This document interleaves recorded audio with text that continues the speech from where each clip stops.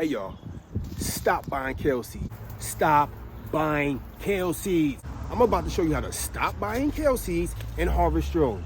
Harvest your own. Watch this. What we have here, we have a kale plant that's bolting around the second year, or when it's getting too much sun, it starts to develop these bulbs right here. Take the plant out and dry it. This is what it looks like when you harvest kale seed. You can harvest the whole plant. Once it's fully dried, I like to take one off at a time, get a white plate, open them up.